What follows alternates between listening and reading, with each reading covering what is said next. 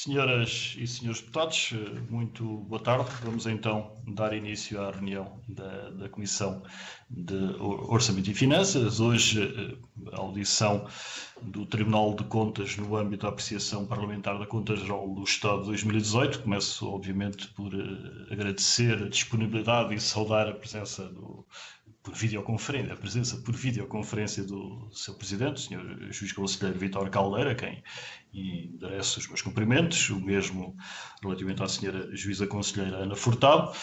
Agradecer uma vez mais a disponibilidade, porquanto esta audição esteve já aprazada para 17 de março e em função das medidas de combate à pandemia e às medidas de proteção foi reagendada para hoje. E, portanto, agradecer a compreensão e a disponibilidade. Recordar, antes de passar a palavra ao Sr. Presidente do Tribunal de Contas, recordar às senhoras e senhores deputados, a quem igualmente saúdo, que o modelo desta audição decorrerá concedendo de imediato a palavra ao Tribunal de Contas para uma intervenção inicial, onde exporá muito sucintamente a sua apreciação sobre a Conta Geral do Estado de 2018, após o que devolverei a palavra entregarei a palavra aos senhores deputados para uma primeira ronda de perguntas de até 5 minutos a cada grupo parlamentar, que merecerão uma resposta individualizada dos senhores juízes conselheiros. Uma segunda ronda, até 3 minutos, em que, diferentemente da primeira, a resposta a prestar será conjunta e, regimentalmente, há sempre a possibilidade de um complemento de 2 minutos, que concederei a quem solicitar a inscrição para tal. E, portanto, sem mais delongas e renovando as minhas saudações para todos, eu dava a palavra, uma vez mais agradecendo a disponibilidade, ao Sr. Juiz Conselheiro Vítor Caldeira, Sr. Presidente do Tribunal de Contas. Faça favor, Sr. Conselheiro. Muito obrigado, Sr. Presidente, senhoras e senhores deputados, a todos saúdo e cumprimento, desejando que se encontrem todos bem de saúde nestes tempos difíceis. Sublinho que para mim é sempre uma grande honra voltar a esta comissão, ainda que virtualmente, através desta videoconferência, nesta vez para apresentar o parecer sobre a Conta Geral do Estado relativo ao exercício de 2018, apresentação esta que, como o Sr. Presidente já referiu, conta também e será conduzida, direi eu, pela Sra. Conselheira Ana Furtado, que é a relatora e a coordenadora da equipa que procedeu à sua elaboração. Esta Conta Geral do Estado de 2018 continua a evidenciar situações de desrespeito dos princípios orçamentais, incumprimento de disposições legais que disciplinam a execução orçamental e insuficiências dos sistemas de contabilização e de controle, que são razões que levam o Tribunal a emitir um parecer que contém um juízo com reservas e ênfases sobre a legalidade, sobre a correção financeira e sobre o controle interno, as quais fundamentam recomendações com vista a suprir deficiências que afetam a fiabilidade e a transparência desta conta. O Tribunal congratula-se com o grau de acolhimento das recomendações que formulou em pareceres anteriores. Percentualmente, as recomendações dirigidas à melhoria da informação e da transparência da conta foram aquelas que tiveram maior acolhimento.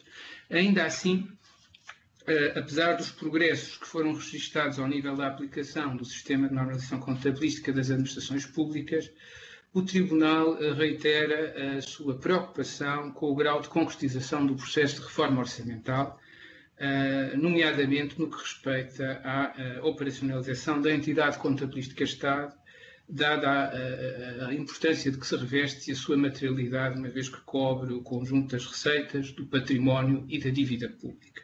Este propósito lembraria a criação recente do grupo de trabalho presidido pelo Sr. Professor Rocha Andrade, que está encarregado de proceder à revisão ou a reavaliar a lei do enquadramento orçamental, isto com quem espero encontrar brevemente, e a quem transmitirei as preocupações do Tribunal nesta matéria.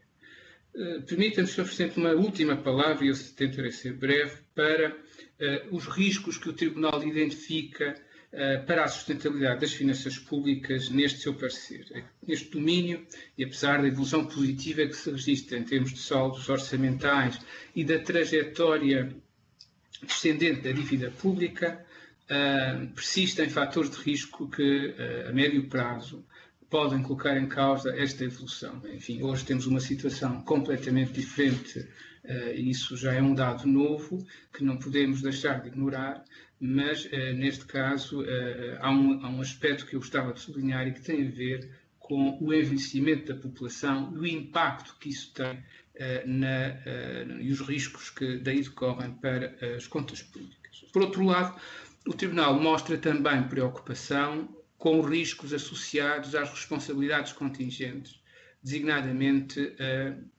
as que decorrem do mecanismo de capitalização contingente e que em 2018 cobriu perdas na ordem de 50% do valor máximo previsto. Também os encargos públicos líquidos com as parcerias público-privadas são matéria de preocupação neste parecer. Sr. Presidente, senhoras e senhores deputados, o quadro pandémico que atravessamos interpela ao Tribunal de Contas, em comunhão, enfim, com os objetivos da Assembleia da República, do Governo e das demais entidades públicas, no sentido de acompanhar as medidas criadas para superar a crise sanitária, assumindo simultaneamente a sua missão de contribuir para a minimização dos riscos das mesmas, em termos da gestão rigorosa dos recursos públicos, bem como do normal funcionamento dos sistemas de controlo e dos mecanismos de fiscalização e de responsabilização. É preciso equilibrar a resposta célere à emergência com o respeito pelos princípios da transparência, da integridade e da responsabilidade que são inerentes ao uso dos dinheiros públicos. A esta luz, Sr. Presidente, o Tribunal está a ajustar o seu plano de ação para este ano e está naturalmente disponível para cooperar com esta Assembleia naquilo que for considerado útil. Com a autorização do Sr. Presidente, a Sra. Conselheira Ana Furtado fará de seguida a apresentação pormenorizada deste parecer. Muito obrigado. Muito obrigado eu, Sr. Presidente, Sr. Conselheiro Vítor Caldeira, e palavra então à Sra. Juíza Conselheira Ana Furtado, faz favor. Muito obrigada, Sr. Presidente. Queria começar por cumprimentar o Sr. Presidente, o Dr. Filipe Neto Brandão e cada um dos senhores deputados e exprimir votos de boa saúde e de bons frutos nas tarefas exigentes convocadas ainda mais por estes novos tempos. Se permitem, vou começar agora então na apresentação sobre o parecer da Conta Geral do Estado de 2018. Sr. Presidente, senhoras e senhores deputados, o reporte financeiro das contas públicas e o parecer respectivo têm, nestes tempos de pandemia, uma relevância acrescida que, de certa forma, alavancam esta nossa sessão. De facto, os temas tratados neste parecer ganham uma preeminência marcada pelo aumento das exigências a uma política orçamental que demonstre estar preparada para cumprir de forma equilibrada três dos seus objetivos: a proteção social, o estímulo económico e a sustentabilidade.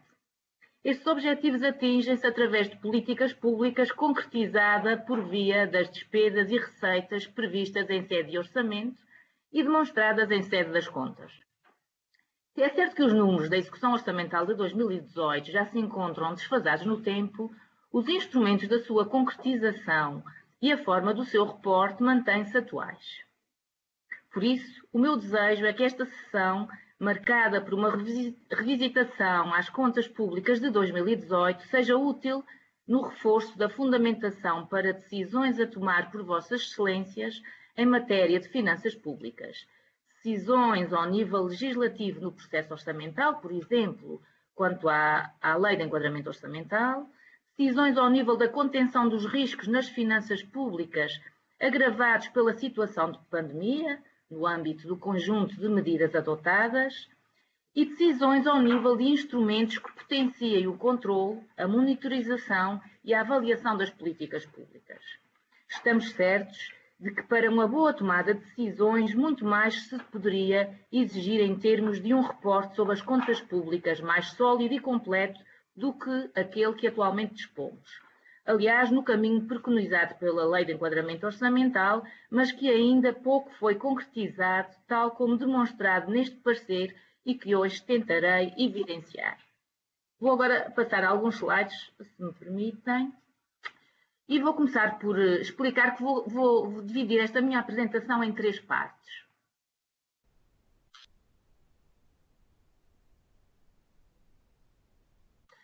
Na primeira parte, começo por apresentar os grandes valores da conta e a abordagem do parecer. Depois, na segunda parte, evidenciarei as principais fragilidades do reporte e terminarei dando relevo a algumas das recomendações emitidas no parecer sobre a Conta Geral do Estado, que foram na totalidade 57 recomendações. Começando pelos grandes valores da Conta Geral do Estado. Portanto, a conta reporta a execução orçamental da Administração Central e da Segurança Social. Apenas a conta da Segurança Social inclui informação patrimonial. Note que 2/3 dos países da OCDE adotaram já a contabilidade patrimonial nos seus reportes financeiros públicos. Não é o caso de Portugal. São no total 488 entidades aquelas que reportam a sua execução orçamental na Conta Geral do Estado de 2018 e 10 da Segurança Social. Como se pode ver neste slide, as receitas e as despesas consolidadas em 2018 totalizaram 78 e 80 mil milhões de euros, respectivamente. O déficit foi ainda negativo, de 2,6 mil milhões de euros, mas inferior em 6,4% ao de 2017, por efeito de um crescimento da receita superior ao da despesa. Em 2019, agora atualizando um pouco esta informação, este padrão de crescimento da receita superior ao da despesa manteve-se e daí o excedente orçamental que se atingiu nas contas de 2019. 2 notas sobre estes valores. Primeira, em 2018, nas receitas avultam as receitas fiscais e as contribuições para a Segurança Social e para a Caixa Geral de Aposentações. Nas despesas, destacam-se as pensões e as outras prestações sociais, que atingem-se de 32 mil milhões de euros, e as despesas com pessoal, mesmo assim, que atingem 16,8 mil milhões de euros, e a aquisição de bens e serviços correntes, 9,8 milhões de euros, e os juros, 8 mil milhões de euros. São tudo valores úteis no contexto atual de um conjunto de decisões importantes que há a tomar pela frente. Este déficit, segunda nota, seria agravado em 2 mil milhões de euros se incluíssemos as operações de ativos e de passivos financeiros suscetíveis de alterar o património financeiro líquido, nomeadamente as entregas ao novo banco, nos termos do mecanismo de capitalização contingente, que em 2018 atingiram 792 milhões de euros, e as despesas com passivos financeiros do ex-BPN. Relativamente à execução orçamental da Segurança Social, temos também um saldo já em 2018 positivo de 1,9 mil milhões de euros. Noto que este saldo, por via da lei, é na sua grande parte transferido para o Fundo de Estabilização Financeira da Segurança Social.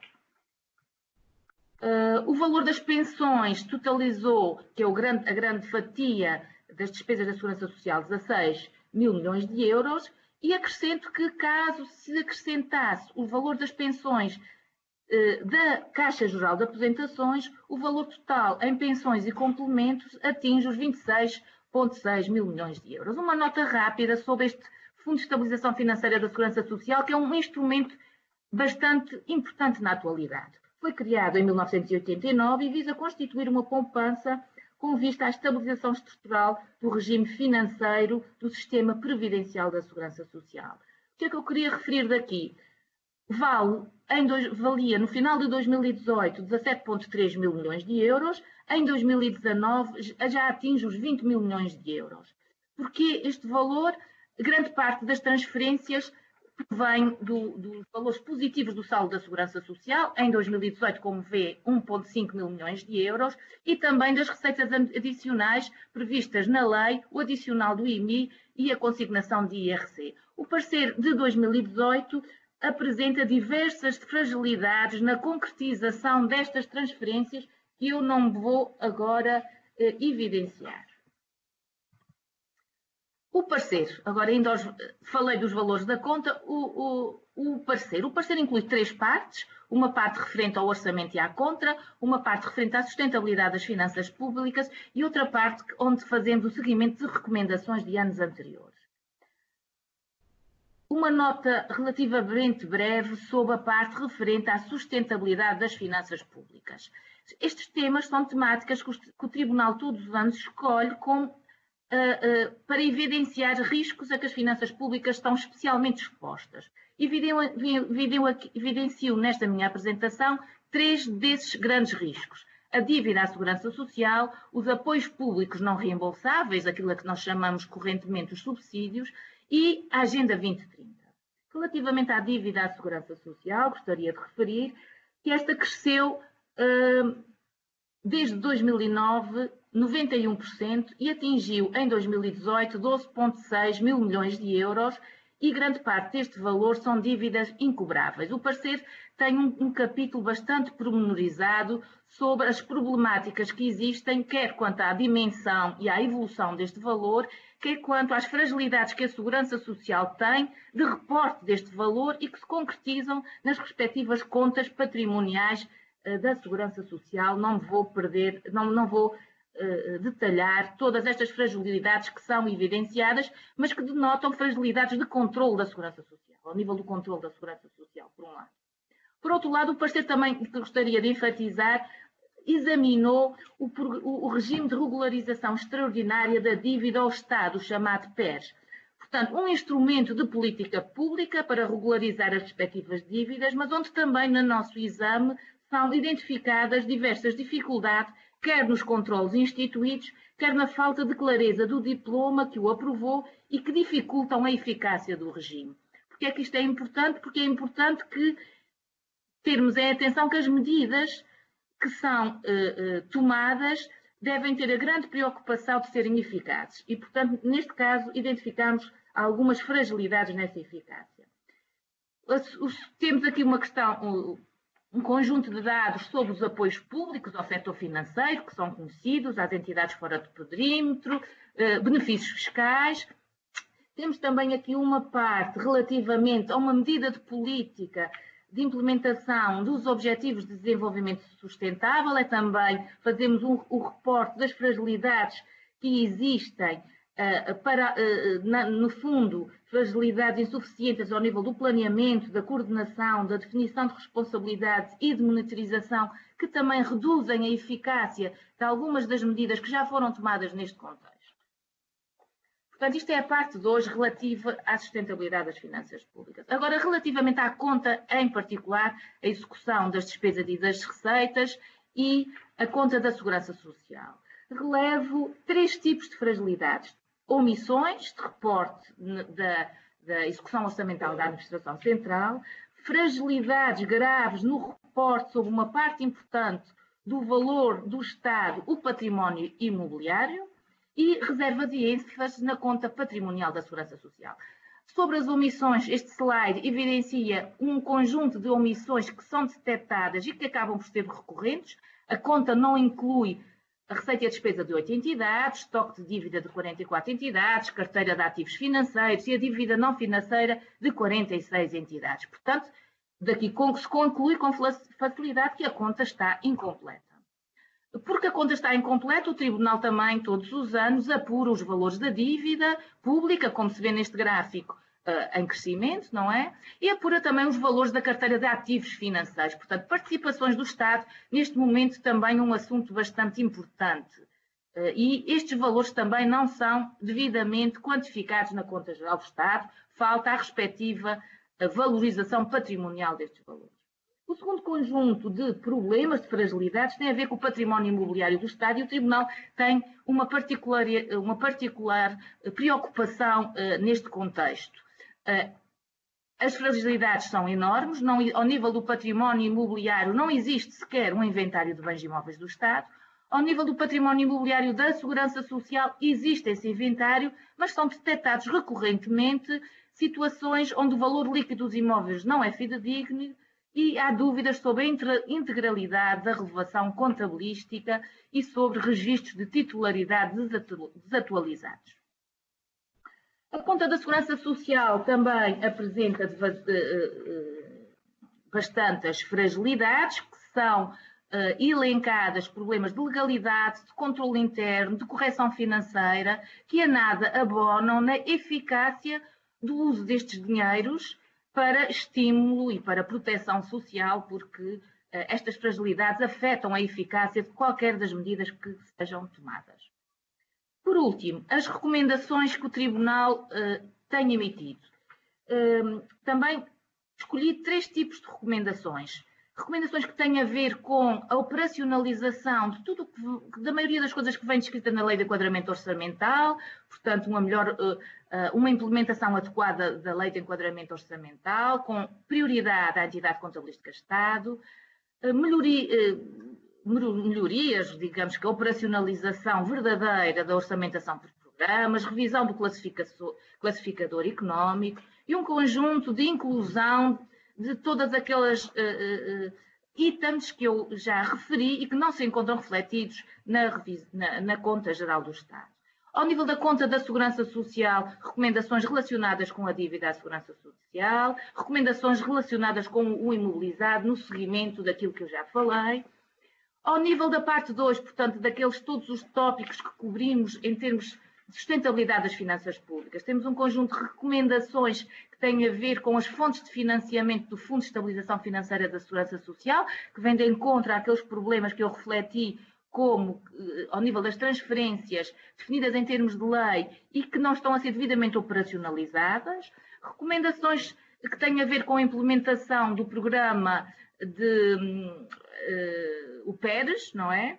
Recomendações relacionadas com as parcerias público-privadas, no sentido de que seja melhorada a informação que consta do parecer sobre a Conta Geral do Estado nesta matéria.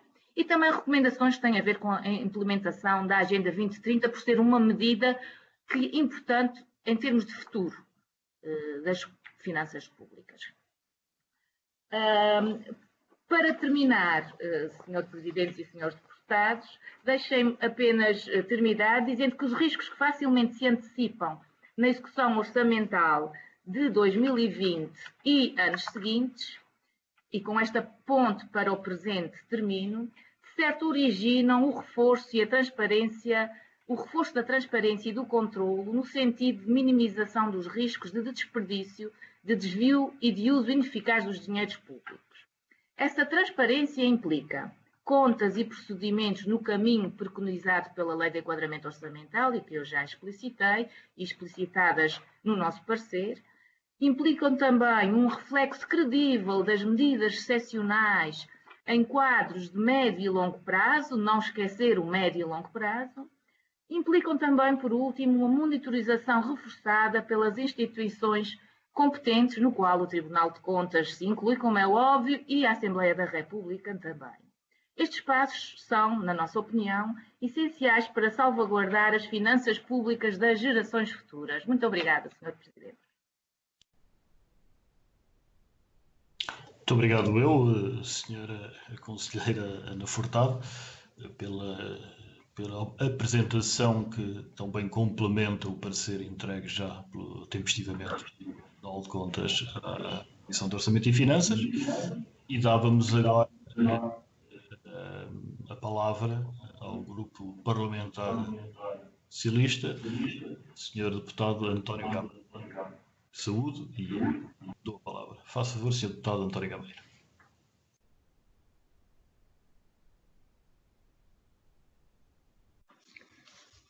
Muito boa tarde.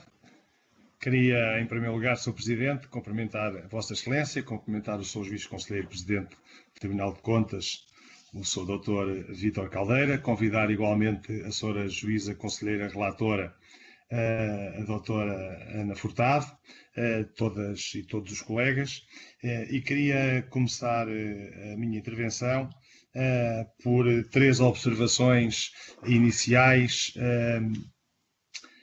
estritamente factuais. Quem lê o relatório parecer do Tribunal de Contas sobre a Conta Geral do Estado de 2018 pode pensar que Portugal é um Estado que não cumpre o quadro legislativo financeiro europeu. quem lê as primeiras 24 páginas deste relatório pensa de Portugal aquilo que a União Europeia, nenhum órgão da União Europeia diz nem considera sobre a gestão orçamental e financeira relativa a 2018 por parte do governo português. Por outro lado, quem quiser conhecer os resultados globais e efetivos da execução orçamental de 2018, lê o sumário executivo e fica, por certo, convencido de que a dívida não baixou de 126% para 121,5% do PIB e que o déficit, afinal, não baixou de 1,2% para 0,4%, pois nada ali aponta para o excelente trabalho do Governo em matéria financeira, que levou em 2019 a um superávit pela primeira vez da história, desde que me conheço, em 0,2%. E, portanto, aquilo que o parecer faz é dedicar-se à conta e a aspectos que aqui e ali não tiveram o melhor tratamento, nem têm tido o melhor tratamento, pelo menos nos últimos 15 anos, de muitas das matérias que são tratadas, e só mais tarde voltamos à sustentabilidade das finanças públicas e mesmo aí, en passant, sem sublinhar nunca, numa lógica de eficácia, de eficiência, de economicidade até, os méritos da gestão orçamental do Governo e dos seus resultados positivos que minoram o risco, apesar dos iminentes riscos que são sublinhados e que existem há muitos anos e pendem sobre as finanças públicas portuguesas.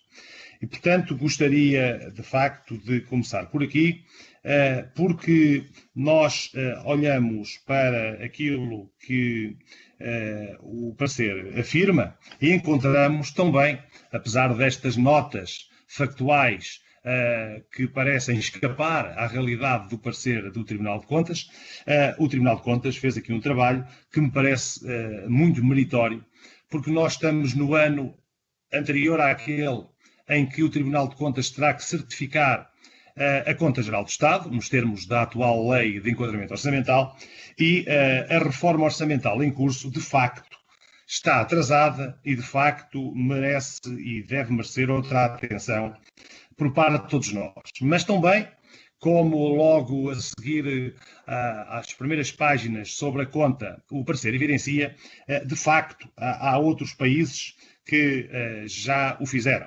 Sim, a Austrália, a Nova Zelândia, o Reino Unido, e eu acrescentaria até a Suécia.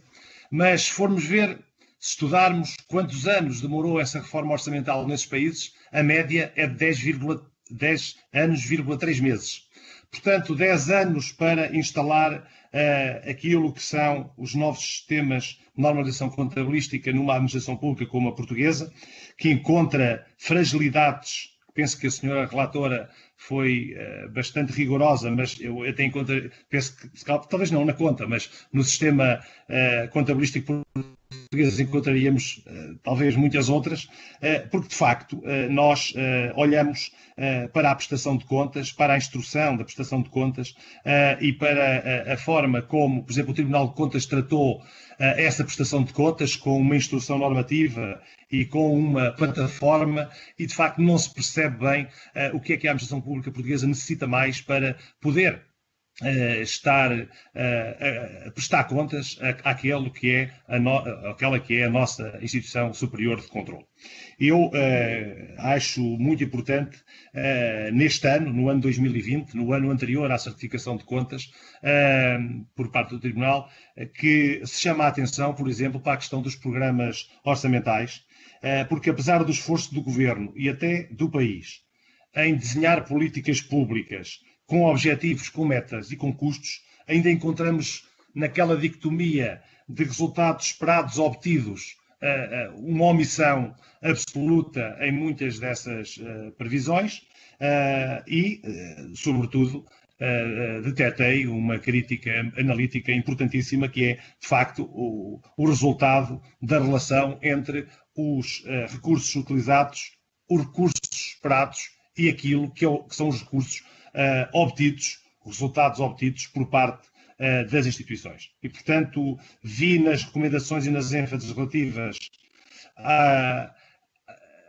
uma crítica muito assertiva que é já tradicional, mas tem que finalmente ter um resultado e uma resolução final, que é a da inclusão no perímetro orçamental de todas as entidades que a própria Lei de Enquadramento Orçamental caracteriza. E, portanto, se nós tivermos o trabalho de fazer com que o perímetro orçamental fosse alargado sobre um conjunto de entidades que foram reclassificadas, não se percebe ainda hoje, passados 4 ou 5 anos, que esse trabalho não esteja terminado, porque isso implica diretamente, como o Tribunal diz, e bem, sobre a fiabilidade das demonstrações orçamentais e, portanto, vamos encontrar erros e omissões sempre, mesmo depois de fazermos tudo isto, mas, de facto, das recomendações acolhidas pelo Governo, das 75 acolhidas pelo Governo, de facto ainda há aqui um conjunto de recomendações que necessitam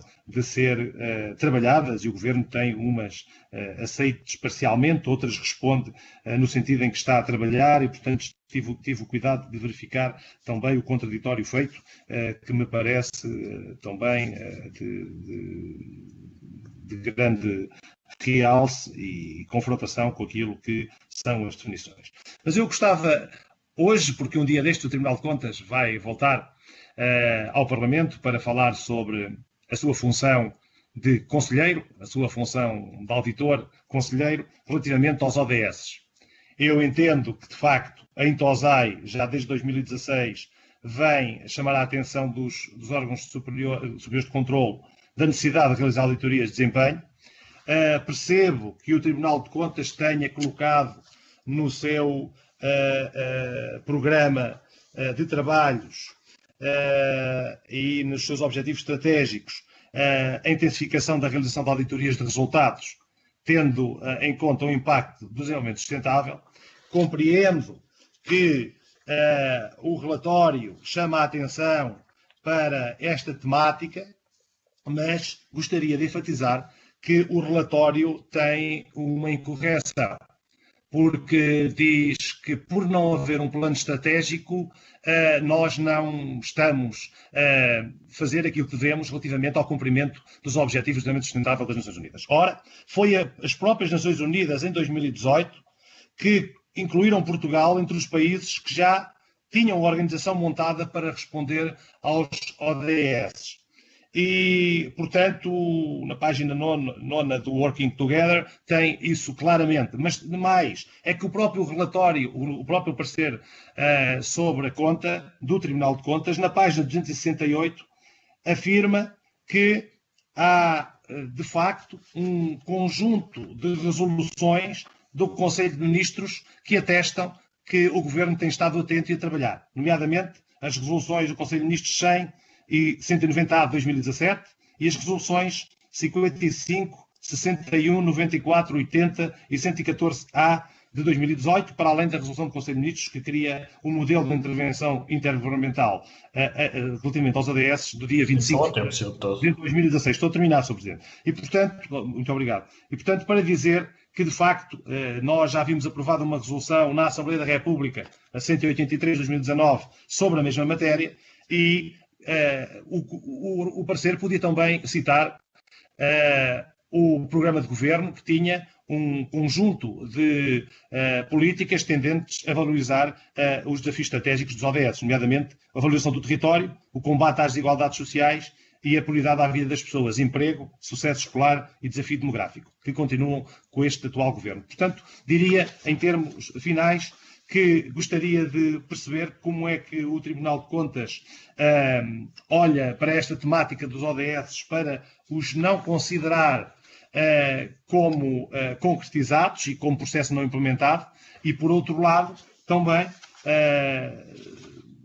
questionar o Tribunal de Contas se considera que os prazos estabelecidos inicialmente na Lei de Enquadramento Orçamental, na 151/2015, eram realistas, uma vez que, à luz do direito comparado e do benchmarking internacional, todos os outros Estados na implementação de reformas orçamentais têm demorado, em média, 10 anos, e, portanto, estamos no 5º ano desta reforma, a perguntar como é que o Tribunal de Contas olha para esta situação e se podemos ler de uma forma mais benevolente o relatório que, lido só de uma forma estritamente técnica, parece ser um grito de alerta relativamente àquilo que estamos a viver e àquilo que vamos viver, com certeza, nos próximos anos, do ponto de vista contabilístico, do ponto de vista financeiro e do ponto de vista orçamental. Obrigado, Sr. Presidente.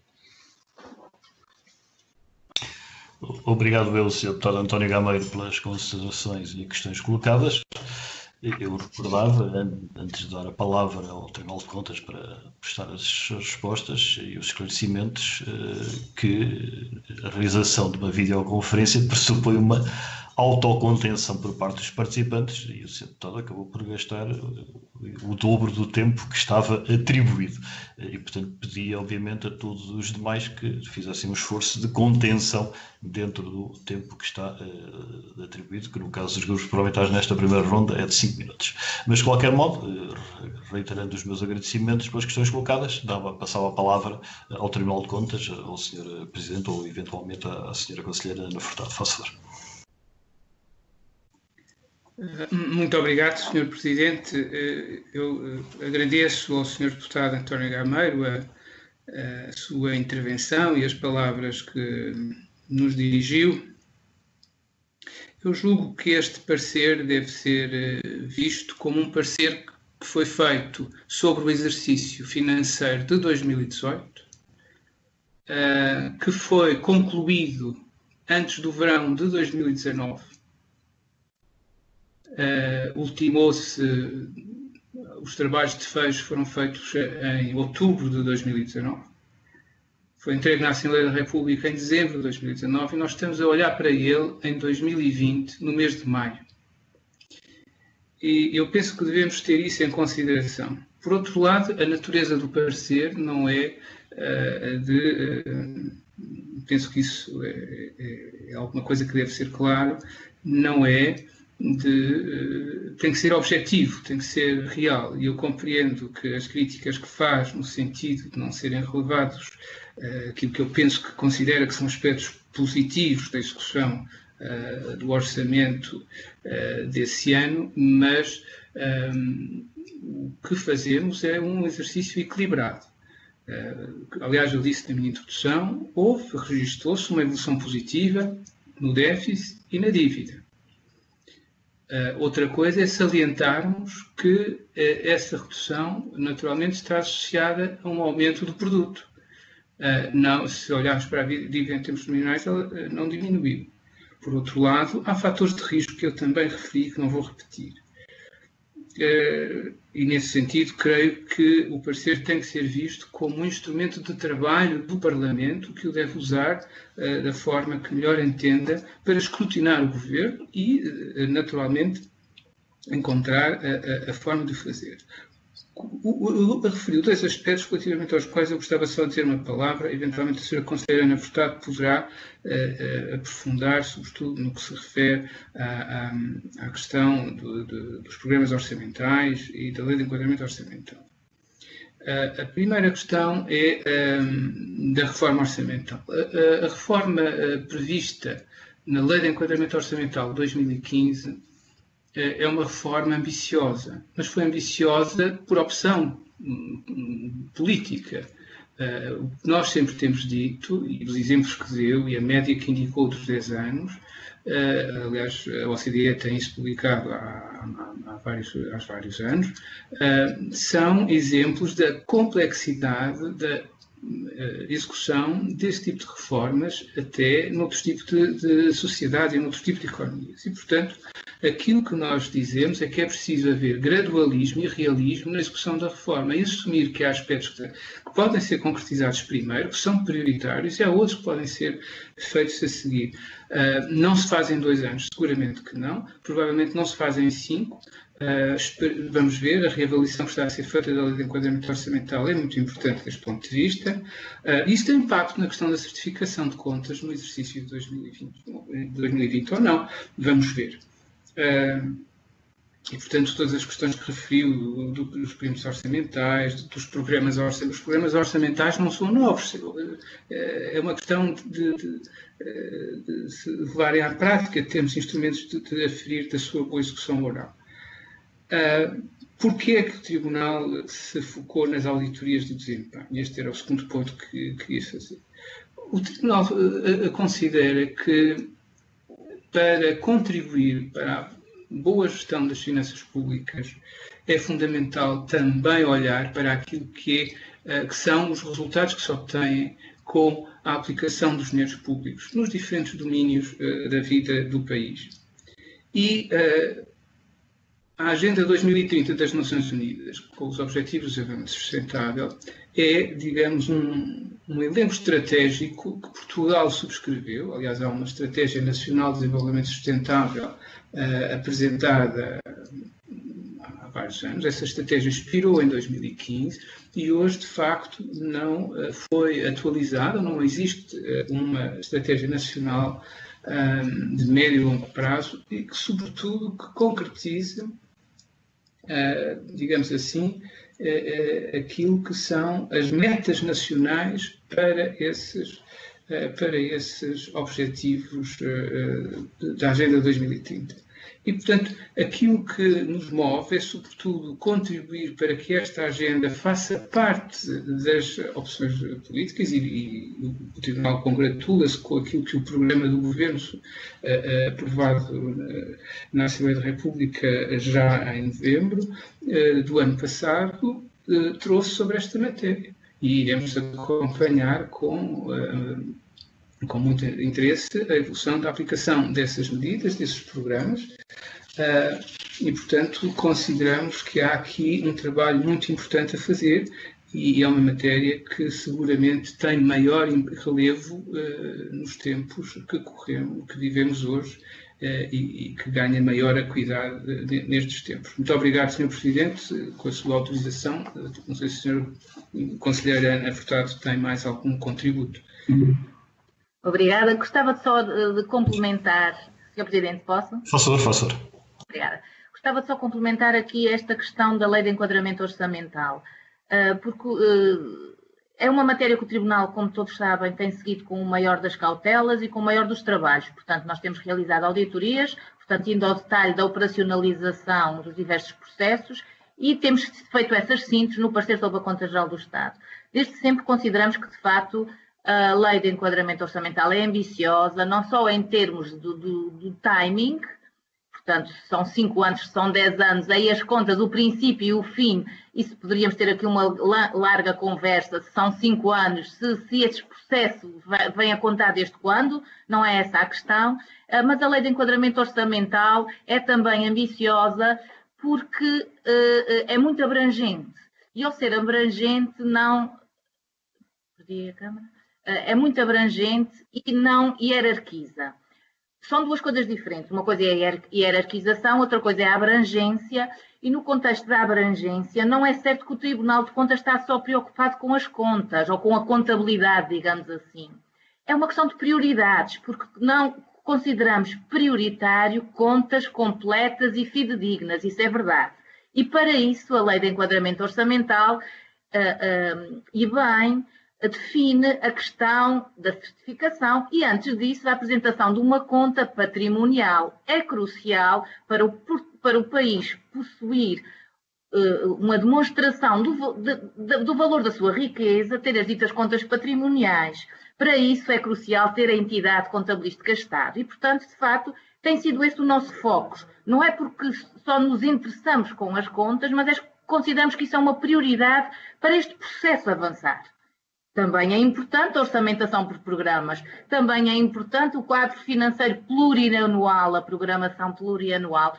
São tudo instrumentos que complementam e dão, de facto, esta abrangência grande à Lei de Enquadramento Orçamental. Mas não podemos nunca esquecer os passos que têm que ser dados na questão de uma contabilidade patrimonial ao nível do Estado, património imobiliário, património financeiro, são aspectos específicos. Compete ao Tribunal de Contas bater para que esses aspectos sejam implementados e concretizados com a brevidade possível, porque, de facto, temos assistido a deslizes constantes nesse prazo dessa pequena parte de uma conta e de uma reforma que se quer grande, mas é, no fundo, uma prioridade que temos identificado.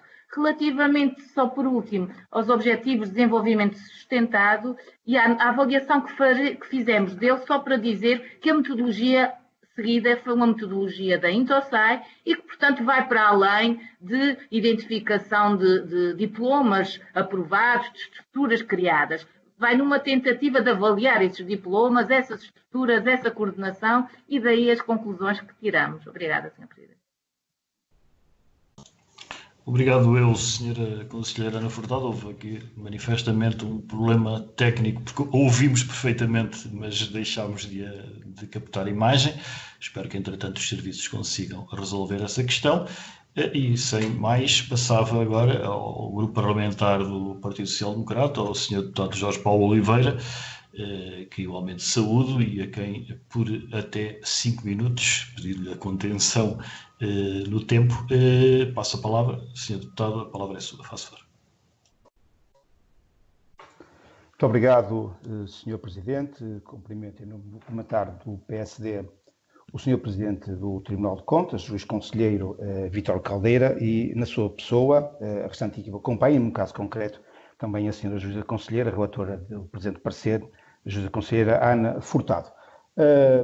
Sr. Presidente, a primeira constatação que nós retiramos do vosso parecer é que o mesmo é bastante, eu diria mesmo muito crítico, sobre a Conta Geral do Estado de 2018, apresentada pelo Governo do Partido Socialista, à qual são apontados erros materialmente relevantes, como já foram hoje aqui referidos pelo Sr. Presidente, tais como desrespeito dos princípios orçamentais, incumprimento de disposições legais que regulam a execução orçamental, insuficiência dos sistemas de contabilização e controlo, enfim, erros que fundamentam a apresentação de 57 recomendações com o objetivo de suprir deficiências que o Tribunal de Contas diz, e o Sr. Presidente do Tribunal de Contas já renovou hoje durante a sua intervenção inicial, que diz afetar, portanto, a fiabilidade e a transparência da Conta Geral do Estado, com o agravante, agora dizíamos nós, de muitas destas recomendações serem renovações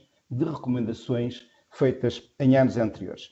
Destaque ainda para a circunstância do Tribunal de Contas criticar igualmente a falta de articulação entre os vários documentos do processo orçamental, ou seja, Programa de Estabilidade, grandes opções de plano, relatórios do Orçamento do Estado e da Conta Geral do Estado, designadamente entre as medidas de política, os objetivos orçamentais previstos e os respectivos resultados de execução. Com tantas críticas, Sr. Presidente, pergunto se não teme que o Tribunal de Contas a que preside possa ser novamente acusado de estar a fazer avaliações de índole política ou de um elogio à burocracia e, portanto, à ignorância, como foi recentemente pela voz do Sr. Ministro da Ciência, Tecnologia e Ensino Superior, a propósito do relatório da auditoria ao modelo de financiamento do ensino superior. Pergunto-lhe, Sr. Presidente, se não teme que o Tribunal de Contas possa ser novamente acusado de estar a fazer política quando não foram eleitos para isso, e de apresentarem um documento lamentável a todos os títulos e incompetente, como foi recentemente pela voz do Sr. Presidente da Câmara Municipal de Lisboa, a propósito da auditoria à gestão do património da Segurança Social, uma auditoria que um deputado do Partido Socialista na atual legislatura disse ter sido, e passo a citar, escrito por mentecaptos, lido por mentecaptos e sancionado por mentecaptos. Sr. Presidente, feitas estas perguntas introdutórias, gostaria de dizer que o PSD comunga de muitas das críticas e das despreocupações formuladas pelo Tribunal de Contas. Desde logo, o que já aqui foi referido mais do que uma vez, os lamentáveis atrasos na aplicação da Lei de Enquadramento Orçamental. Sinceramente, achamos que já não é compreensível que, passados 4 anos sob o início da reforma das finanças públicas, seja gritante, a expressão que eu vou usar é exatamente esta, seja gritante a ausência de progressos na implementação desta lei que, e entre outros aspectos, permitiria, como todos sabemos, resolver uma série de problemas que têm vindo a ser recorrentemente apontados pelo Tribunal de Contas à Conta Geral do Estado. É caso, portanto, para perguntar, afinal, o que é que o Governo anda a fazer nesta matéria tão importante, tão bem para a melhoria da qualidade da nossa democracia. Sublinhamos também que o parecer do Tribunal de Contas nos fornece dados que demonstram, de uma forma inequívoca e manifesta, o desfazamento entre o discurso, a narrativa do governo e depois a realidade. Se não vejamos, por exemplo, o governo garantiu uma aposta forte no investimento público, mas em 2018 este ficou-se por uns meros 61,1% daquilo que foi materializado em 2012, ou seja, sensivelmente metade, ou pouco mais que metade, do verificado no tempo da Troika. O governo andou a alimentar a narrativa de que ia acabar com os pagamentos em atraso da administração pública, mas acabou o ano de 2018 com mais 31 milhões de euros face àquilo que foi verificado no último ano da governação do PSD, CDS, PP. Em 2018, um novo recorde da carga fiscal foi alcançado, com receitas fiscais a subirem mais de 2 mil milhões de euros, que ainda por cima é o dobro do que estava previsto no Orçamento de Estado. Em 2018, o Governo também falou muito no reforço da sustentabilidade da Segurança Social. Mas, Sr. Presidente, olhando para os dados constantes da Conta-Geral de Estado, nós perguntamos se é rigoroso falar-se de um reforço da sustentabilidade da Segurança Social quando, em 2018, se transferiram do Orçamento de Estado para a conta da Segurança Social 8,5 mil milhões de euros e desse montante, 228 milhões de euros foram para financiar o sistema previdencial, que, como todos sabemos, é um sistema que deveria apenas ser financiado com as receitas das contribuições. Ainda neste domínio, e para terminar, Sr. Presidente, gostaríamos de saber por que razão o adicional do IMI, ou por que razão as receitas do adicional do IMI, não foram integralmente consignadas ao Fundo de Estabilização Financeiro da Segurança Social. Por que razão, em 2018, dos 136 milhões de euros cobrados, apenas foram transferidos 50 milhões de euros? E por isso perguntamos também, Sr. Presidente, que explicação é que o Governo deu para justificar que o desvio ocorrido em 2017 voltasse a ocorrer em 2018. Muito obrigado. Muito obrigado, eu, Sr. Deputado Jorge Paulo Oliveira. A palavra então ao Sr. Presidente do Tribunal de Contas. Faça favor, Sr. Conselheiro Dr. Vítor Caldeira.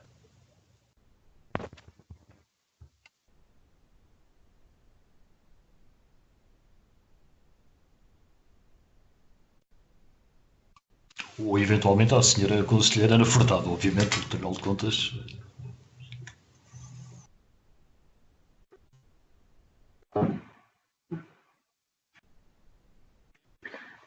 Eu posso começar simplesmente relativamente os fatos que o Sr. Deputado apresenta são fatos, são valores que nós apenas evidenciamos, sem qualquer avaliação política, estamos apenas a descrever a execução orçamental do ano.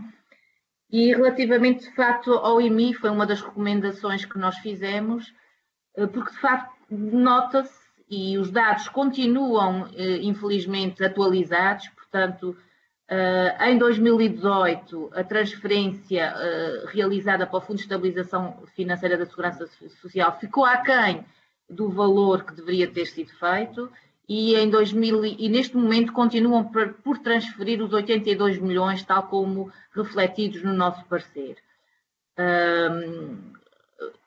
Em 2019, o Orçamento de Estado mantém a previsão de transferência nos 50 milhões, portanto, aquém já da execução orçamental dos anos anteriores, e, portanto, há aqui, de facto, um desfazamento entre o que está orçamentado e aquilo que a lei diz que deverá ser transferido. Portanto, é um problema, uma fragilidade que esperamos que a Segurança Social venha a resolver. E sobre esta questão, não tinha mais nada a acrescentar.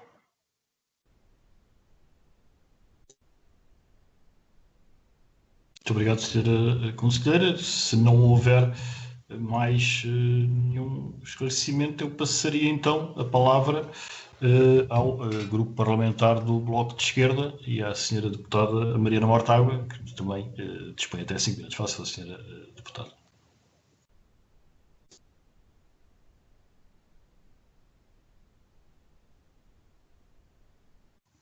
Estou?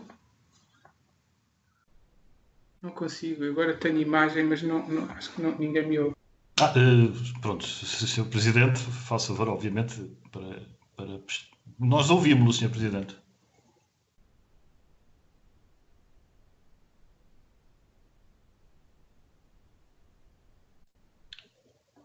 Sr. Presidente, tem é que ligar o microfone, peço desculpa.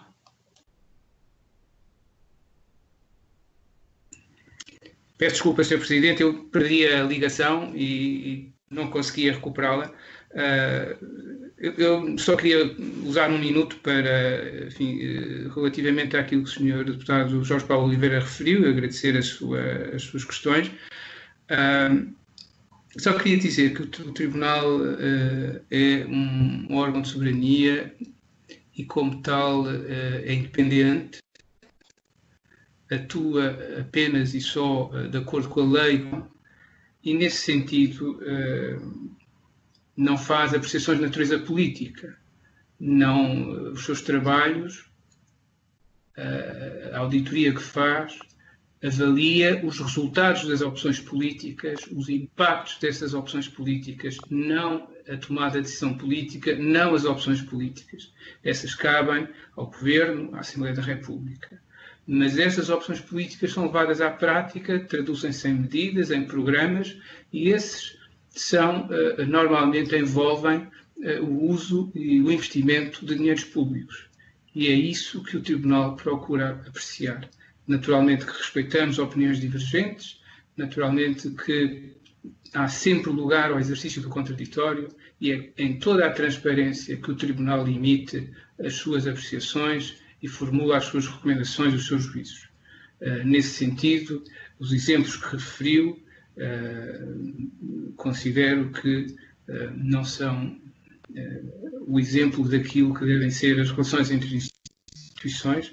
Respeitamos sempre a posição de divergente, mas o Tribunal é, e enquanto eu for Presidente, será sempre uma instituição independente. Muito obrigado. Muito obrigado, Sr. Presidente. Passava agora ao grupo, agora sim, ao grupo parlamentar do Bloco de Esquerda e à Sra. Deputada Mariana Mortágua, quem concede a palavra por até 5 minutos para colocar as questões. Faça, Sra. Deputada. Muito obrigado, Sr. Presidente. Foi um esforço para cumprir o tempo escrupulosamente. Queria cumprimentar os senhores juízes do Tribunal de Contas, o Sr. Presidente e a Sra. Juíza Relatora, e se calhar começar aqui com uma discussão que tem existido e que temos tido sobre as contas macroeconómicas e o cenário das grandes contas públicas, que este parecer nos traz uma análise, inclusive da sua sustentabilidade. Há uma preocupação que nós temos tido ao longo do tempo e ela tem sido recorrente e o Tribunal de Contas tem dado nota disso mesmo, que é sistematicamente temos orçamentos de Estado que subavaliam as receitas, nomeadamente as receitas fiscais, e que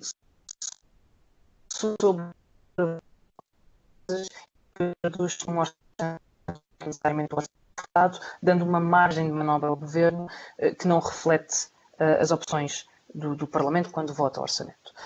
Uma forma até que vai ao arrepio daquela que foi a análise política do Sr. Deputado do PSD, porque curiosamente as receitas que estão acima do que estava previsto são receitas em que as taxas de impostos não aumentaram, é o caso do IRS, do IRC e do IVA, pelo contrário, em que as taxas de impostos diminuíram, e o próprio Tribunal de Contas faz menção a dois fatores que contribuíram para isso. Um foi o aumento das remunerações da função pública e o segundo é a melhoria das condições económicas.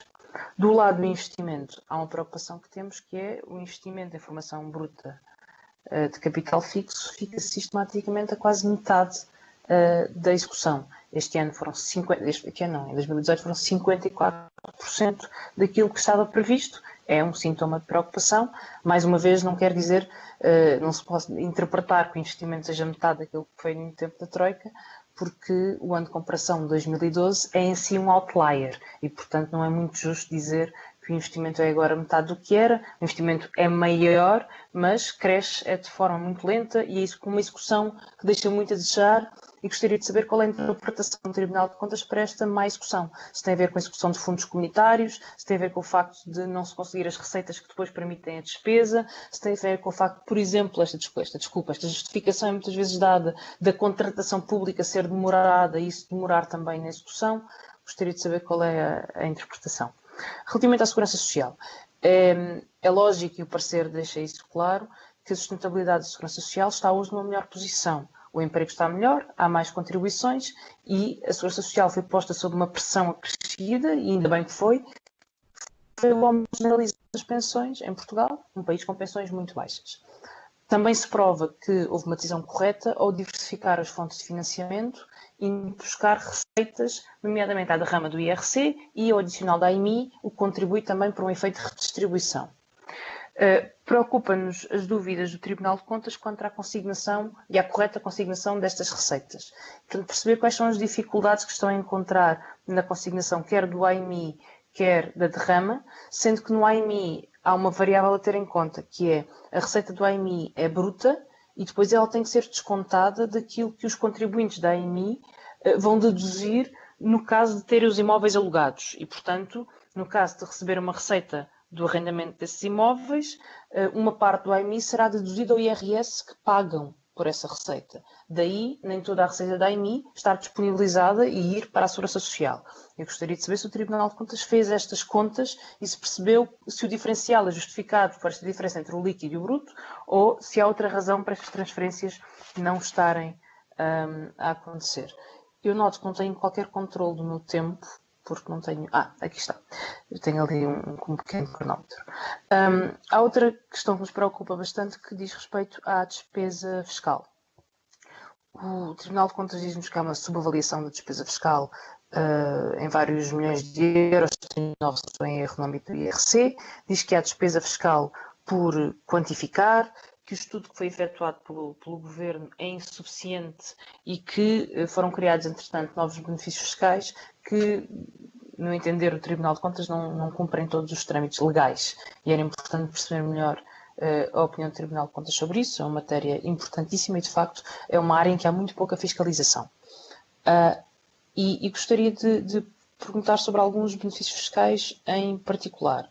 No caso dos residentes não habituais, por exemplo, que são 548 milhões de euros, são metade de todos os benefícios fiscais em sede de IRS, ou seja, são metade dos benefícios fiscais daquelas dotações à saúde, à educação e a outro tipo de serviços essenciais, mas no campo do IRC temos os fundos de pensões equiparados que aumentaram muito de 84 para 330 milhões e também os regimes de apoio ao investimento e à investigação e desenvolvimento.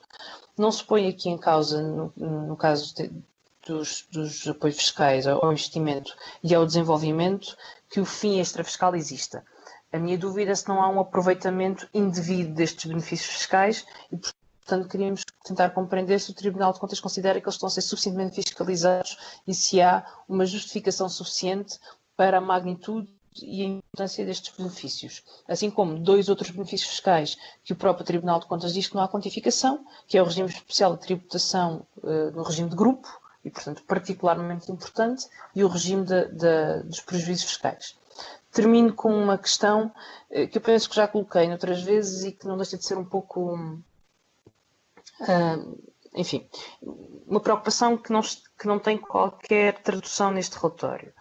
Portugal tem um regime fiscal altamente mais favorável, que é inclusive considerado como benefício fiscal nas estatísticas do Governo, que é o regime do Centro Internacional de Negócios da Madeira. Por todas as suas características, é um regime que deve ter uma superfiscalização, porque abre espaço para um número considerável de abusos e de usos indevidos. Não há uma única menção ao Centro Internacional de Negócios da Madeira neste relatório. E por isso gostaria de saber se há uma preocupação especial com este regime fiscal, com a sua utilização, com a sua correta utilização e se isso está nas preocupações do Tribunal de Contas. E termino aqui as minhas questões, Sr. Presidente, agradecendo desde já as respostas. Muito obrigado, eu, Sra. Deputada Mariana Mortágua, pelas questões colocadas, e quase se conteve no seu tempo, e passava de imediato a palavra ao Tribunal de Contas, ao Sr. Juiz Conselheiro Vítor Caldeira, Sr. Presidente do Tribunal de Contas. Faça, Sr. Presidente. Muito obrigado, Sr. Presidente, e agradeço à Sra. Deputada Mariana Mortágua as questões que colocou. Eu diria apenas que a questão, ia só falar no investimento, e as outras questões eu deixaria para a Sra. Conselheira Ana Furtado. De facto, esta é uma, digamos, é um indicador que tem sido constante, tem havido de facto menor execução da despesa destinada ao investimento público, e nós não fizemos uma análise detalhada das causas dessa má execução, mas seguramente uma das razões prende-se com a taxa de execução média. Se nós virmos a taxa de execução média do quadro do Portugal 2020, em 2018 era de 34% à volta disso. E, portanto, nós pensamos, e isto representa um progresso de 12% relativamente ao ano anterior, 2017. Portanto, há aqui, de facto, uma execução dos programas do Portugal 2020 que, apesar dos fundos estarem comprometidos, e comprometidos quase integralmente, quase a 90%, há, de facto, uma execução média relativamente baixa. Os programas com maior execução, os do FEDER e do Fundo Social Europeu. Dito isto, naturalmente que o parecer sobre a Conta Geral do Estado, e esta é uma reflexão mais geral, olha para a conta e procura avaliar da sua conformidade na execução orçamental, no respeito da lei, e procuramos, e isso é visível neste parecer, em alguns aspectos, ir um pouco mais além e procurar saber a razão das coisas. Mas, sobretudo, no que tem a ver com as operações ligadas à sustentabilidade das finanças públicas em geral. E, portanto, neste sentido, as questões que coloca são muito válidas e penso que são um contributo muito importante para que o Tribunal possa, em futuros pareceres, orientar o seu trabalho também para aprofundar alguns destes aspectos, por forma a poder transmitir à Assembleia da República informação mais relevante para a sua decisão e apreciação, essa sim, política da atividade exercida pelo Governo e que está aqui materializada na execução que é contada nesta conta. Muito obrigado, Sr. Presidente. Eu, com a sua autorização, passaria à Sra. Conselheira Ana Furtado. Faço a Sra. Juíza Conselheira Ana Furtado. A palavra é sua, Conselheira. Muito obrigada. Queria agradecer à Sra. Deputada Mariana Mortágua, que mais uma vez nos dá o gosto de fornecer contributos muito importantes para o nosso trabalho e para a nossa reflexão. Em particular, a questão dos offshores da Madeira é uma questão já recorrente, que ela já o ano passado colocou, e nós aqui no Tribunal da Sede não temos não temos nas nossas funções analisar as finanças públicas regionais, compete ao Tribunal de Contas Regional da Região Autónoma da Madeira, e espero que esse assunto seja tratado nesse contexto. Relativamente ao AMI, a questão está, de facto, interiorizada nos valores que estão apresentados no parecer deste ano. Os valores que lá estão demonstrados, os 50 milhões que foram transferidos em 2018 e a diferença face ao que falta transferir inclui já as restituições e os encargos de cobrança. Portanto, a receita bruta em 2018 foi de 143 milhões, restituições 7 milhões, encargos de cobrança 4 milhões e, portanto, isto totaliza os 132 milhões e as transferências de 2018 foram 50 milhões. Portanto, neste momento falta de facto transferir os 82 milhões para o fundo referentes aos valores de 2018. Porquê é que falta porque é que existe este desfazamento? A informação que temos e que também está, de certa forma, explicada no contraditório da Direção-Geral do Orçamento é de que são problemas temporais e atrasos, não mais do que isso, e que nós comprovamos relativamente aos valores de 2017, onde também se verificaram esses desfazamentos e que neste momento estão regularizados. Relativamente à despesa fiscal, nós de facto não analisamos as questões do aproveitamento indevido, não é? Apenas damos conta dos valores mais relevantes do ano e ainda nunca fizemos uma auditoria à forma como são de facto cobrados, quantificados e até à forma como a decisão de os conceder é tomada. Poderá vir a ser feito, neste momento não faz parte das nossas prioridades. Obrigada, Sr. Presidente. Obrigado eu, Sra. Juíza Conselheira. Agora a palavra ao Grupo Parlamentar do Partido Comunista Português e ao Sr. Deputado Duarte Alves, que igualmente cumprimento e concedo a palavra até 5 minutos, faça favor. Muito obrigado, Sr. Presidente. Queria naturalmente cumprimentar o Sr. Presidente do Tribunal de Contas e também a Sra. Juíza Conselheira redatora do parecer. E relativamente às falhas que são apontadas neste parecer, relativamente ao respeito pelas normas que estão na Lei de Enquadramento Orçamental, esta é uma realidade que vai passando de ano para ano e que continua a estar presente nos pareceres do Tribunal de Contas e que não é dos últimos anos, é uma realidade que se vem repetindo. E, portanto, nós queremos primeiro começar por questionar exatamente sobre como é que, qual é a avaliação que o Tribunal de Contas faz relativamente às medidas que têm sido tomadas ou que não têm sido tomadas para garantir a conformidade com a Lei de Enquadramento Orçamental. Uma das matérias em que o parecer releva a falta de informação completa é o combate à fraude e à evasão fiscal, e era o primeiro tema que eu gostaria de abordar. Diz-se no parecer que é calculado através de uma estimativa e não de acordo com o que está previsto na Lei de Enquadramento Orçamental.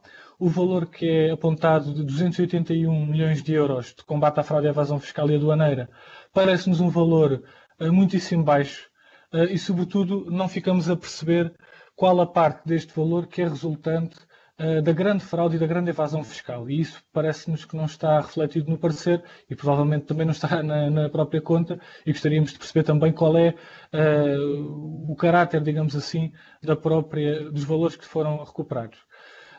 Ainda neste âmbito, o parecer do Tribunal de Contas chama a atenção para que a AT apurou o montante de 8.948 milhões de euros de transferências de fundos de contribuintes nacionais para jurisdições com regimes de tributação mais favorável, um valor que é inferior ao de 2017, e eu gostaria de saber se esta redução significativa dos montantes transferidos para regimes fiscais mais favoráveis significa que houve menos transferências ou se significa, por outro lado, que a AT conseguiu detectar menos situações de transferências para essas jurisdições.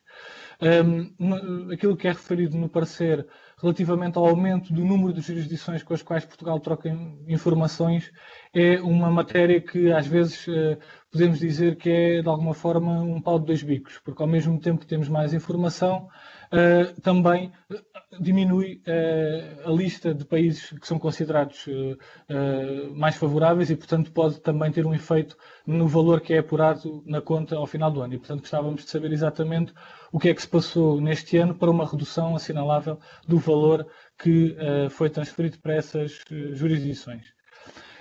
Um outro tema que gostaria de abordar é sobre as parcerias público-privadas.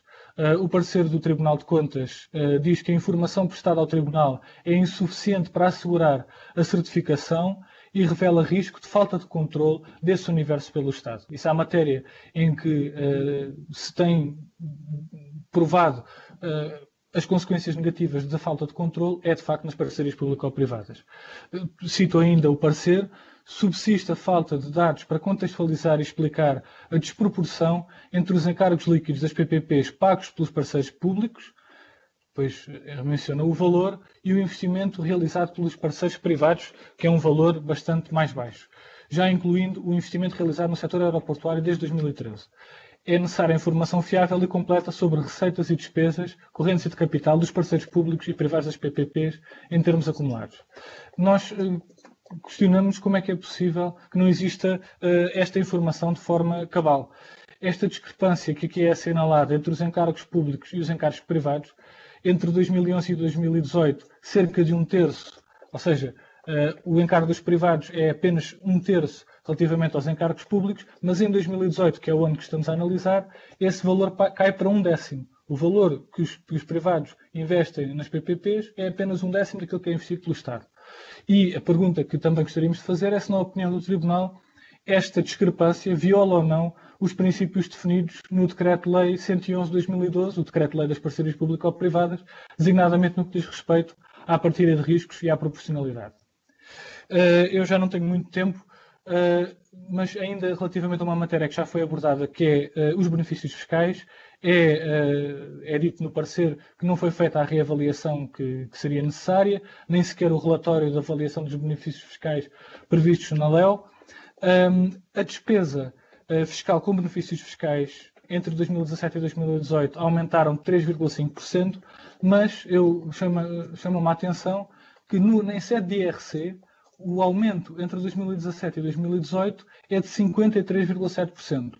E o IRC é o segundo imposto a seguir ao IVA com maior importância nos benefícios fiscais. Gostaríamos de procurar perceber melhor o que justifica este aumento de 50% de um ano para o outro na despesa fiscal com os benefícios fiscais em sede de IRC.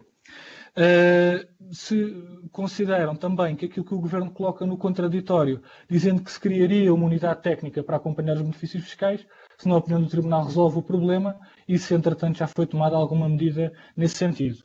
E eu não tendo mais tempo, ficava por aqui nas perguntas ao Tribunal Constitucional, agradecendo todos os esclarecimentos. Obrigado. Muito obrigado eu, Sr. Deputado Duarte Alves. A palavra então ao Sr. Presidente do Tribunal de Contas, Sr. Juiz Conselheiro Vítor Caldeira. Muito obrigado, Sr. Presidente, e muito obrigado ao Sr. Deputado pelas suas questões. Eu faria apenas uma primeira resposta relativamente ao facto de parecer ser um pouco déjà vu. O Tribunal todos os anos nos conta a mesma coisa, nos diz a mesma coisa, afinal as recomendações não são seguidas, a realidade repete-se. Devo dizer que o Tribunal constatou neste exercício, relativamente a este exercício, que muitas das suas recomendações com impacto na transparência e na fidelidade das contas foram seguidas pelo Governo e isso o Tribunal congratulou-se com esse facto. A razão porque não há uma evolução mais, digamos, palpável nesta matéria prende-se com a natureza das recomendações que o Tribunal formula e que têm muito a ver, ou estão centradas em aspectos que são fundamentais e que decorrem da nova Lei de Enquadramento Orçamental. Nós continuamos a não ter um balanço. Nós, do Estado, continuamos a não ter demonstrações financeiras consolidadas. Continuamos a não saber a integralidade do valor dos ativos do Estado. Enfim, há muita insuficiência de informação. Portanto, a boa decisão sobre as finanças públicas tem que ser apoiada com mais informação e com outra realidade. Os programas orçamentais precisam de ter indicadores de desempenho, precisam de ser avaliados, precisamos de saber se eles atingem os fins para que foram conseguidos. Portanto, este tipo de recomendações tem uma natureza estrutural e, portanto, enquanto não se levar à prática aquilo que permite levar a bom porto o previsto na nova lei de enquadramento orçamental de 2015, nós vamos sempre ter este tipo de problemas. E era isto que eu gostava de dizer, porque tem a ver com a natureza estrutural dessas recomendações. E, portanto, a ênfase que já se fez hoje em várias das intervenções sobre a importância de que se reveste a reforma da administração financeira do Estado, tal como prevista na Lei de Enquadramento Orçamental, é muito importante, bem como todos os outros aspectos de natureza contabilística associado à produção de demonstrações financeiras orçamentais numa base de acréscimo que possam permitir a elaboração de um balanço do Estado com todos os dados. E aí podemos dizer e equiparar-nos à Nova Zelândia ou à Austrália ou qualquer outro país. Muito obrigado, Sr. Presidente. Obrigado eu, Sr. Presidente. E agora, para concluirmos esta primeira ronda, a palavra ao Grupo Parlamentar do CDS-PP e à Sra. Deputada Cecília Meireles, a quem igualmente saúdo, recordando que dispõe de até 5 minutos para colocar a questões. Faça favor, Sra. Deputada. Sr. Presidente, muito obrigada. Queria começar por... Peço desculpa, ouvi ser... Não sei quem estava... Não, é eu, Sr. Presidente. Senhor Presidente. Senhora Conselheira, não? Sim, sim. Peço desculpa, Deputada Cecília Meireles, peço desculpa, como o Sr. Presidente do Tribunal de Contas não disse que iria, a Senhora Conselheira iria complementar a resposta, mas obviamente faço a Senhora Conselheira. Peço desculpa. Só para complementar duas questões das questões colocadas do Sr. Deputado Duarte Alves.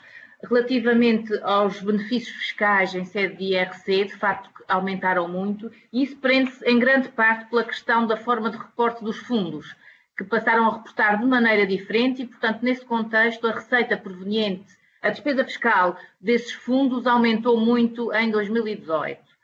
Relativamente ao combate à fraude, a pergunta é bastante pertinente e...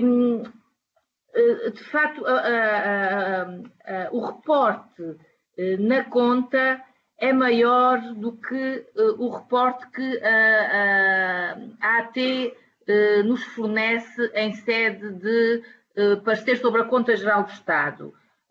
Nós, neste momento, não temos nenhuma auditoria que vá de encontro às razões dessa matéria, mas é, de facto, uma questão que estamos a acompanhar e que pretendemos aprofundar no futuro próximo. Obrigada.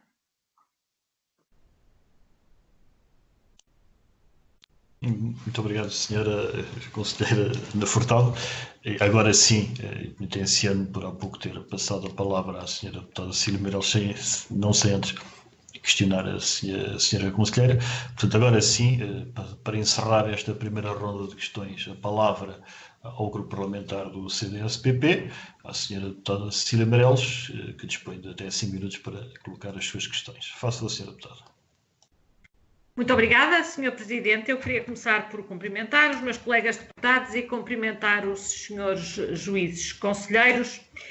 E eu começava esta audição por dizer que estranho muito ouvir o Partido Socialista quase protestar por o Tribunal de Contas não elogiar o Governo neste parecer. Aliás, dizia até o Sr. Deputado António Gameiro, o parecer dedica-se à conta. Bom, este de facto é um parecer sobre a Conta Geral do Estado, é normal que se dedique à conta. E a função dos tribunais não é exatamente a de serem elogios ao Governo. E não, pelo facto de não o fazerem, não se transformam em forças de bloqueio. E gostava também de vos deixar algumas dúvidas, tendo em conta o parecer da conta e também aquela análise que o TAU fez da Conta Geral do Estado.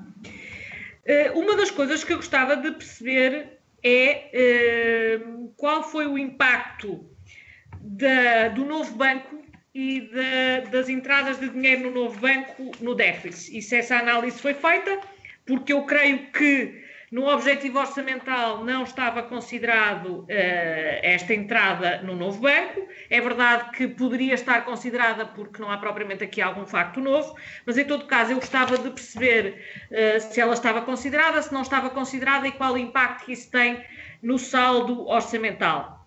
Em segundo lugar, até porque gostava de saber se podemos dizer ou não que se não fosse esta entrada de capital no novo banco, ou esta entrada de dinheiro no novo banco, melhor dizendo, que não haveria déficit e que nós teríamos já excedente orçamental. Em segundo lugar, também, e da análise da UTAU, isso é visível, é que há um desvio de execução, ou por outro, há dois desvios de execução. A receita fica acima do nível esperado e a despesa fica abaixo do aprovado. Contudo, é de salientar que ambas aumentaram o seu peso na economia. Eu gostava de saber se isto é assim, se isto é recorrente e o que é que explica esta crónica tendência para as receitas ficarem acima do que estava esperado e as despesas ficarem abaixo do que estava aprovado. Tanto mais que, por exemplo, nas dívidas do SNS, eu também gostava de saber, a UTAU diz que elas aumentaram em 2018 325 milhões de euros face a 2017. Eu gostava de saber qual é, do vosso ponto de vista, qual é a análise da evolução das dívidas do SNS e até que ponto é que há ou não uma suborçamentação crónica no SNS. Por outro lado, gostava também de saber a análise que fizeram dos chamados objetivos de política orçamental, quais eram estes objetivos que estavam contabilizados e quais não estavam, e também gostava de saber, no que toca à orçamentação por programas, eu creio que a evolução dos orçamentos nos últimos anos tem demonstrado, e sobretudo de instrumentos de controle da despesa, de que se fala muito das cativações, mas não são o único. Cada vez mais aumenta o número de autorizações e de burocracias que são precisas para os responsáveis poderem realizar despesa. Eu não sou a favor da realização de cada vez mais despesa pública ou de cada vez mais despesa orçamental. Eu gostava era de saber se não seria possível e se não seria sensato, e se não é, aliás, isso que já está aprovado em lei, que cada vez mais os responsáveis e os responsáveis por cada serviço, através de uma orçamentação por programas, soubessem aquilo com que contam e pudessem, até esse limite, ser eles próprios a gerir a despesa. O que eu quero dizer com isto é muito simples. Se o Estado e o país não têm dinheiro para fazer toda a despesa que aprova, então se calhar mais valia nós aprovarmos menos despesa, mas efetivamente aquela despesa que aprovarmos ser feita. Sistematicamente continuarmos todos os anos a assistir àquilo a que temos assistido, que é nós aprovamos uma despesa no Parlamento e depois essa despesa não é feita, mas acaba a ser feita outra despesa que não estava aprovada, é que me parece que sobretudo, é muito antidemocrático. Eu gostava também de ouvir o Tribunal de Contas sobre isso. Muito obrigada.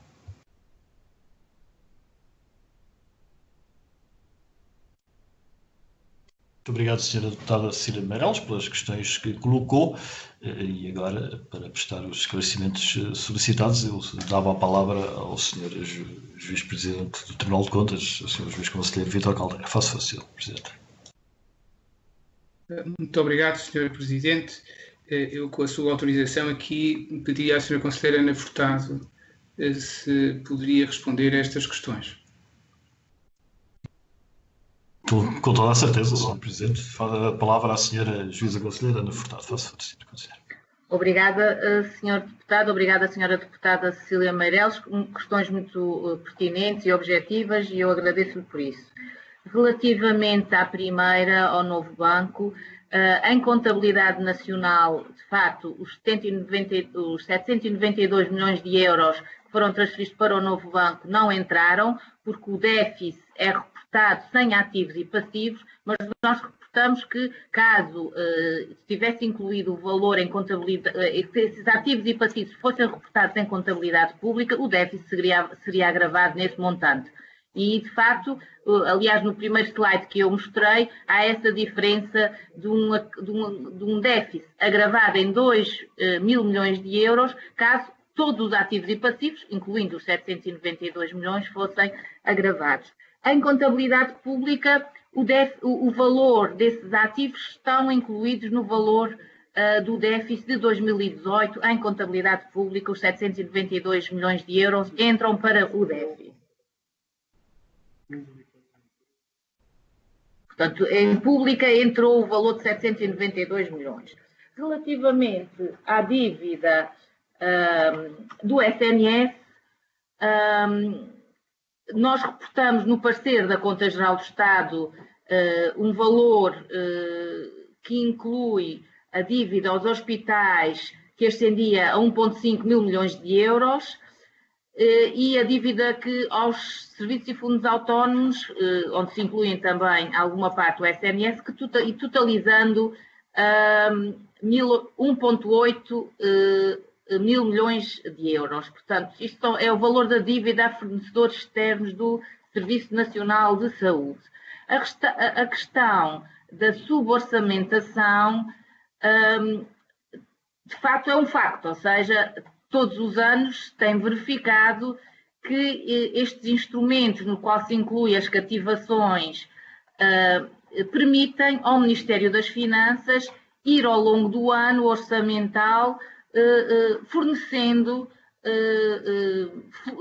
fluxos de tesouraria que permitem ao Ministério da Saúde fazer face às suas responsabilidades. Portanto, em sede de orçamento, os valores estão aquém daqueles que, ao longo do ano, são gastos e são necessários. Portanto, isso é um fato que está bem refletido no relatório do parecer sobre a Conta Geral do Estado.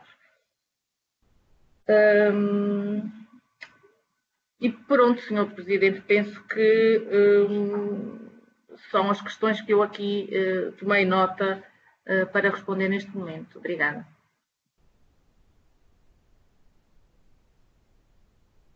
Muito obrigado, eu, Sra. Conselheira. E agora vamos dar início à segunda ronda, que recordo que, diferentemente do que sucedeu na primeira, as senhoras e senhores deputados formularão as suas perguntas, para o que disporão de até 3 minutos, e pedia um esforço de contenção nesse tempo, e as respostas seriam prestadas, portanto, a final das questões formuladas. E que, à semelhança da primeira ronda, esta segunda iniciar-se-á com o grupo parlamentar do Partido Socialista, e a palavra ao Sr. Deputado Carlos Brás. Sr. Deputado, a palavra é sua, até 3 minutos. Faça favor. Muito obrigado, Sr. Presidente. Inicio por cumprimentar o Sr. Presidente, todos os meus colegas, senhoras e senhores deputados, como também os senhores juízes conselheiros do Tribunal de Contas. Vou tentar ser sintético e objetivo, até para, de alguma forma, poder compensar algum tempo que o partido já usou. Queria, obviamente, também relevar que, para o Partido Socialista, obviamente, que nós estamos à espera de ser elogiados pelo Tribunal de Contas. Obviamente que o Tribunal de Contas é um órgão de soberania e faz uma análise objetiva, não faz uma análise meritória das opções políticas, mas também, por vezes, me parece que é dado demasiado destaque às incorreções ou às melhorias que há ainda a fazer. Temos aqui medidas sinalizadas, correções interessantíssimas e que o Governo com certeza irá ter em conta, e eu destacava duas que considero fundamentais: a questão da reforma da lei orçamental, que está em curso, e também uma outra que, parecendo de sumenos importância, é relevante, que é a questão do classificador económico. E, portanto, estamos certos que o Governo acolherá da melhor forma todas as sugestões aqui feitas. Seria também interessante que pudéssemos ter um grau do acolhimento que tem vindo a ser feito das sugestões todas ao longo dos anos. Era interessante também podermos ver e comparar o que os diversos governos têm feito em termos de respeito e acolhimento pelas sugestões e recomendações do Tribunal de Contas, porque o número absoluto nem sempre permite aferir da tendência. Penso que isso também seria interessante. Em termos de factos positivos, o saldo, obviamente, o saldo positivo da Segurança Social é relevantíssimo para o ano orçamental 2018, e queria aqui também um bocadinho, a propósito da intervenção da Sra. Deputada Cecília Meirelles, dizer que não há nenhum orçamento em nenhum órgão da administração pública, sejam os Estados, sejam as autarquias, nem nenhuma empresa, que possa ser cumprido na íntegra. Os orçamentos são instrumentos previsionais, fazem previsões para um ano, para um ciclo económico, e que depois, obviamente, sofrem vicissitudes ao longo do ano, e, portanto, os graus de execução da despesa e da receita nunca poderão ser, ou nunca poderão vir a ser 100% do que foi estimado inicialmente. São estimativas que se esperam que sejam sempre o mais aproximadamente possível do resultado final. Enquanto que a conta é um retrato factual do que aconteceu, de um tempo que já passou e que já é imutável e, portanto, é um facto. Em termos de questões, queria só deixar duas questões que me parecem que podem ser interessantes. Relativamente ao princípio da solidariedade intergeracional, era importante também que pudéssemos ter, da parte do Tribunal de Contas, a seguinte visão para períodos futuros, a 5, a 10 ou a 20 anos. Nós temos sempre um retrato do que é a dívida, da evolução da dívida em termos nominais e da evolução da dívida em termos de percentagem PIB, mas também seria interessante termos o resultado das políticas de investimento que os governos vão fazendo. Isto é, de que forma é que os investimentos e o dinheiro que é utilizado atualmente vem ou irá afetar positivamente as gerações futuras. E também deixar uma outra questão relativamente às receitas incobradas, quer do ponto de vista fiscal, quer do ponto de vista contributivo. Era também interessante percebermos da receita não cobrada o que é a receita que é perdida, o que é que está prescrito, o que é que já é incobrável de todo. E, portanto, também era fundamental irmos percebendo de que forma é que quer o aparelho fiscal, quer o aparelho da Segurança Social, têm vindo a afinar as suas opções e de que forma é que têm vindo também a aumentar ou não o grau de eficiência e de eficácia relativamente ao cumprimento dos seus objetivos. E era para já o que me ocorre questionar. Muito obrigado. Obrigado, Sr. Deputado Carlos Braz. Agora a palavra ao Grupo Parlamentar do Partido Social Democrata, ao Sr. Deputado Jorge Paulo Oliveira. Faça-o, Sr. Deputado. Muito obrigado, Sr. Presidente. Eu, nesta segunda ronda, queria abordar a matéria atinente ao património imobiliário da administração pública, que também mereceu um destaque no parecer do Tribunal de Contas. Sr. Presidente, o Estado é seguramente o maior proprietário em Portugal, mas é provavelmente o pior proprietário em Portugal. O Estado é um proprietário que, conforme se conclui do parecer do Tribunal de Contas, não sabe exatamente o que tem, não inventaria eficientemente os seus imóveis, não inscreve na matriz nem registra predialmente a totalidade dos seus bens, e entre aqueles que estão inscritos ou registados, que é menos de 1/3 daqueles de que é proprietário, alguns destes bens imóveis estão registados com valor patrimonial igual a 0 ou 1 euro.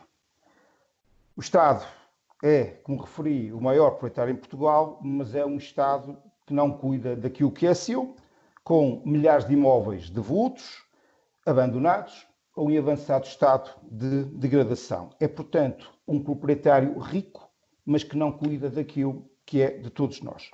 Ora, o Tribunal de Contas tem renovadamente recomendado ao Governo que, para suprir todas estas fragilidades, promova a atualização quer do Programa de Gestão do Património Imobiliário, quer do Programa de Inventariação. Muito bem, o Ministério das Finanças considerou que esta recomendação, que já tinha sido feita no parecer do Tribunal de Contas relativamente à Conta Geral do Estado de 2017, tinha sido acolhido. Mas os resultados são aqueles que todos nós conhecemos, pelo que a única pergunta que deixava era, essencialmente, que me fizessem um comentário mais detalhado sobre esta matéria, que naturalmente deixa estupefacto qualquer português. Muito obrigado, Sr. Presidente. Muito obrigado, Sr. Deputado. A palavra agora ao Grupo Parlamentar do Bloco de Esquerda, a Sra. Deputada Mariana Mortágua. Faça-o, Sr. Deputado.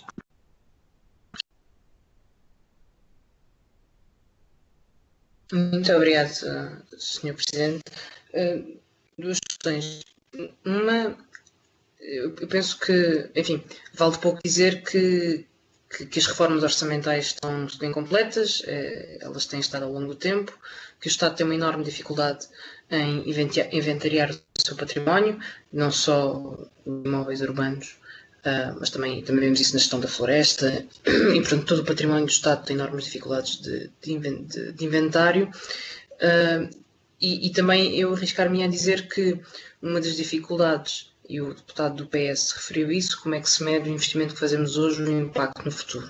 A melhor forma de medir o impacto no futuro do investimento de hoje é ter um balanço e, portanto, perceber até que ponto é que o dinheiro que é hoje investido se traduz em ativos no futuro, e a ausência de um balanço na contabilização do Estado e na análise das contas do Estado, também prejudica o Estado, porque empurra por uma lógica de saldo que é imediata e que é de curto prazo, e nunca por uma lógica de valorização do património e de investimento em património futuro, que também são em si uma forma de não só alimentar os saldos de contas públicas, mas fornecer serviços públicos e cuidar dos ativos do Estado. Eu tinha apenas uma pergunta que vem referido num relatório que há um conjunto de entidades que não reportam a sua dívida nem os ativos financeiros. E isto, voltamos mais uma vez à questão do balanço e da necessidade de que todas as participações financeiras e não financeiras do Estado sejam claras.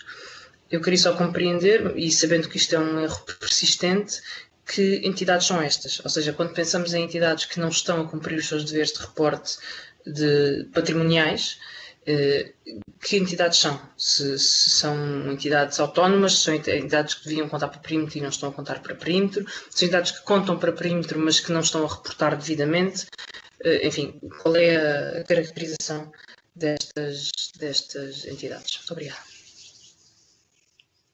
Obrigado eu, Sra. Deputada Mariana Mortágua.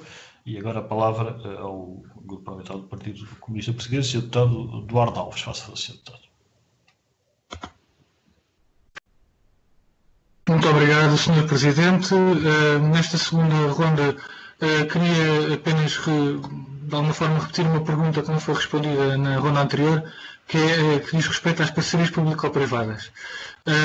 Portanto, a minha questão que coloquei na ronda anterior tem a ver com aquilo que o parecer do Tribunal diz, de que a informação que foi prestada ao Tribunal é insuficiente para assegurar a certificação do universo de contratos e revela risco de falta de controle desse universo pelo Estado.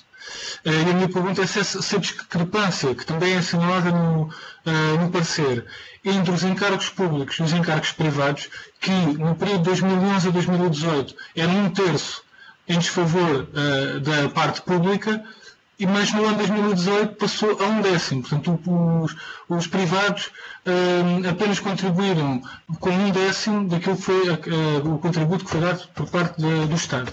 E, portanto, a minha pergunta que coloquei na anterior ronda e gostaria de ver esclarecida é se esta discrepância e, sobretudo, a falta de dados sobre essa desproporção viola ou não os princípios definidos no Decreto-Lei das Parcerias Público-Privadas no que diz respeito à proporcionalidade e à partilha de riscos.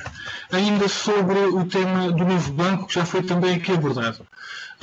O parecer do Tribunal de Contas diz que, à semelhança, e estou a citar, à semelhança do que tem vindo a suceder em anos anteriores, foram detectados erros que sobrevalorizaram a despesa de ativos financeiros em 800 milhões de euros, sendo o principal contributo o indevido registro das despesas relacionadas com o Fundo de Resolução e com o novo banco. Como é que, e a nossa pergunta até tendo em conta notícias mais recentes até do próprio dia de hoje, a nossa pergunta é como é que é feito este reporte das transferências relativas ao Fundo de Resolução e ao novo banco. Nós percebemos hoje que o Governo parece não ter tido um controle político sobre esta transferência de 2020 dos 850 milhões de euros e isso parece ter estado um pouco fora de controle.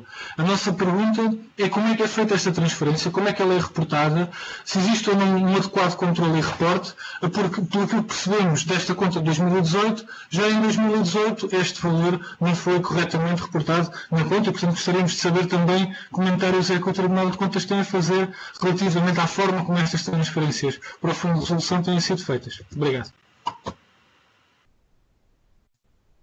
Obrigado eu, Sr. Deputado Duarte Alves. Não tendo mais inscrições, eu dava então a palavra agora ao Sr. Presidente do Tribunal de Contas para prestar os esclarecimentos ao conjunto de questões colocadas pelas senhoras e senhores deputados. Faça, Sr. Presidente. Muito obrigado, Sr. Presidente. Eu agradeço as questões que foram colocadas e peço desculpa de haver questões que poderíamos não ter respondido de forma clara. Eu tentarei responder a algumas destas questões e pedirei à Sra. Conselheira Ana Furtado para completar outras de maior detalhe.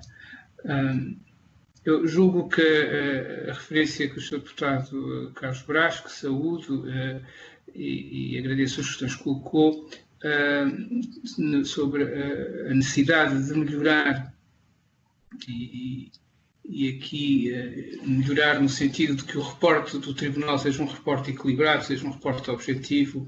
Essa é uma preocupação, garanto, que temos no Tribunal. Nós temos que dizer aquilo que não está bem, mas temos que também dizer aquilo que está bem. As boas práticas devem ser também elas consideradas. E esse equilíbrio penso que é importante. Os aspectos positivos estão no relatório. Este parecer relata factos.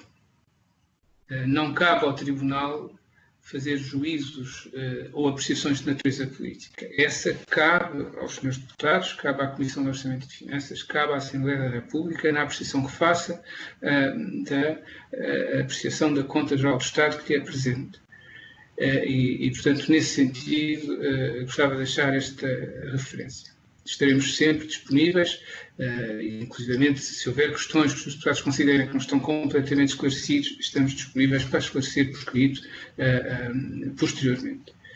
A questão da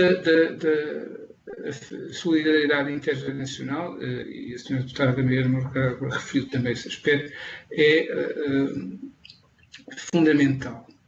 Os resultados das políticas públicas, o impacto que têm nas gerações futuras, é alguma coisa que o Tribunal reiteradamente considera e considera constatando que, em relação aos programas de investimento, é difícil fazer a sua avaliação e saber que impacto é que tem.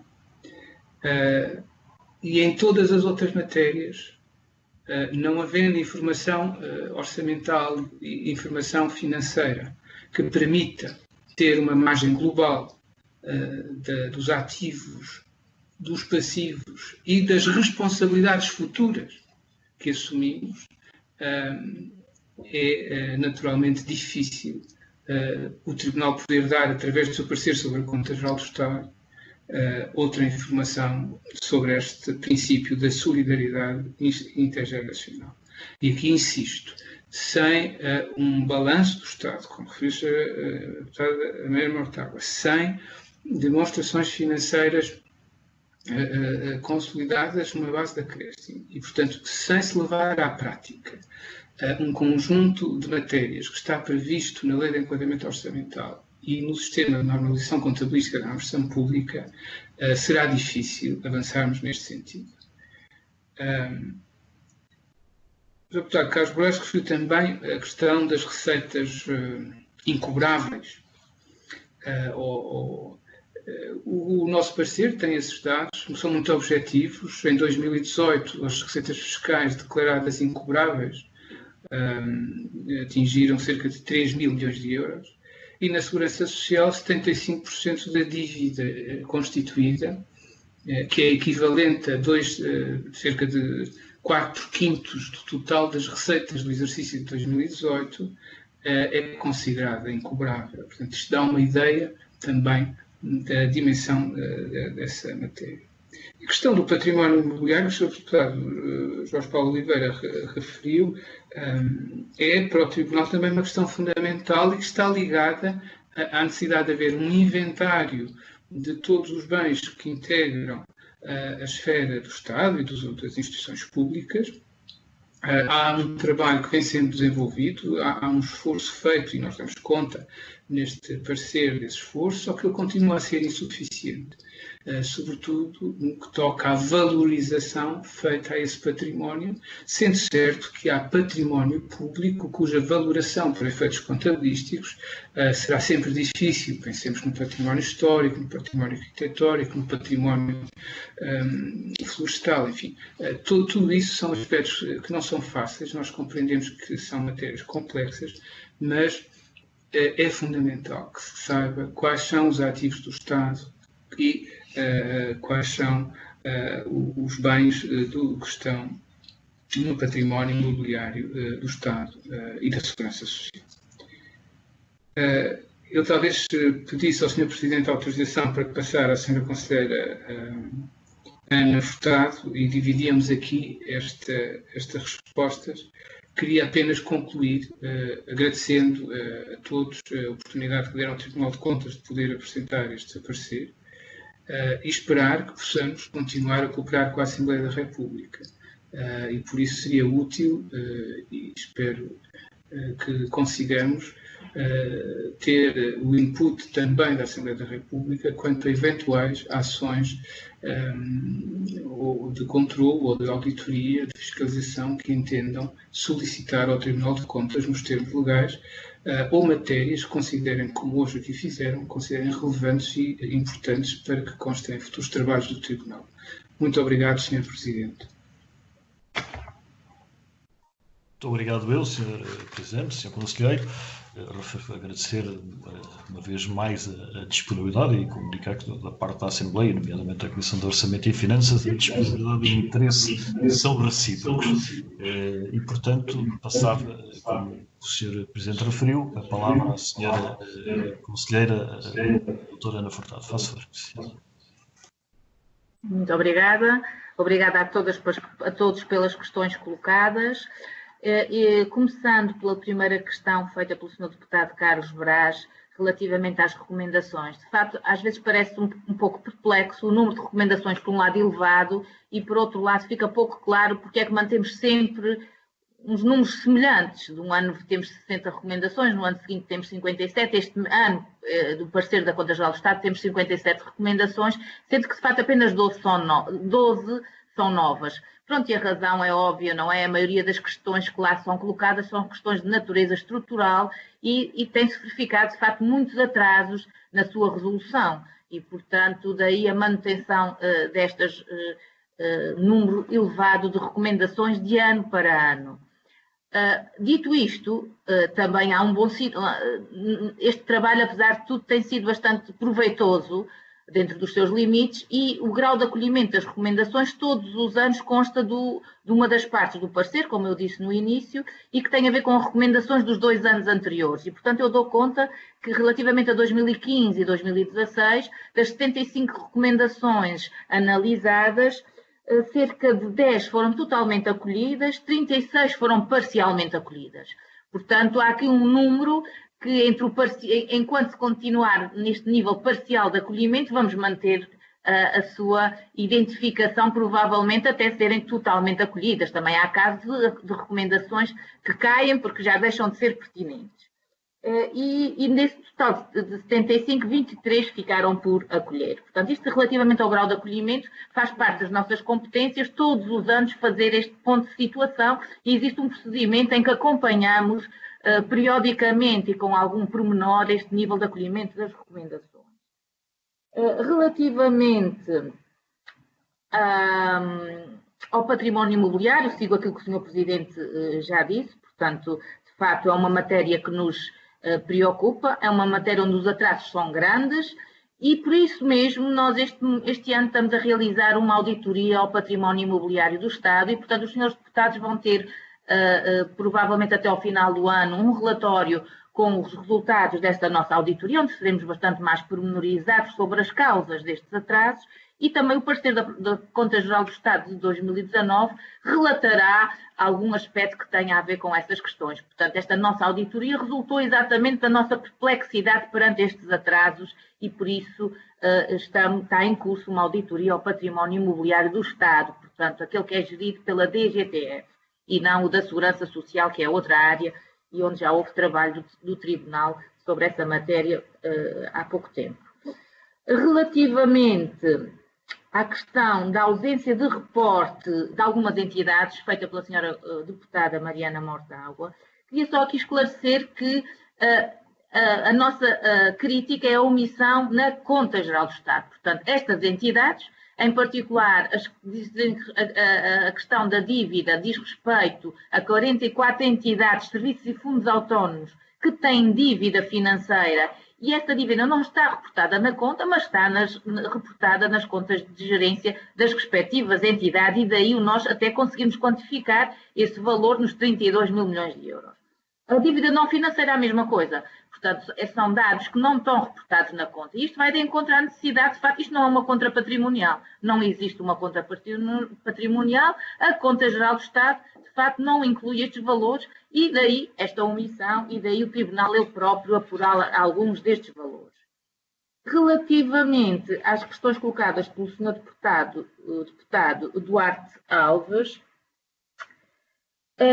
Sobre o novo banco, não há ocultação de valores, as transferências são claras, só que mais uma vez estamos aqui na questão no domínio de ativos ou de reporte de caixa, não é? E, portanto, isto são empréstimos do Estado para o Fundo de Resolução e dotações de capital do Fundo de Resolução para o novo banco. Portanto, são ativos que são reportados em contabilidade nacional, mas não em contabilidade pública. E, portanto, mas não há omissão nem ocultação de valores que nós saibamos à data, não é? Relativamente à sua questão das parcerias público-privadas, eu gostava de lhe responder com maior substância, mas infelizmente nós não realizamos nenhuma auditoria. Isto é apenas relatámos no parecer, neste pequeno número de páginas, as fragilidades do reporte de informação que é feito na própria Conta Geral do Estado. Para irmos de encontro às suas questões, teríamos que fazer uma auditoria. A área da minha responsabilidade não é responsável por essas funções, mas o Tribunal está a acompanhar esta matéria com bastante interesse, porque é de facto uma área de risco para as finanças públicas. E julgo que é tudo, Sr. Presidente.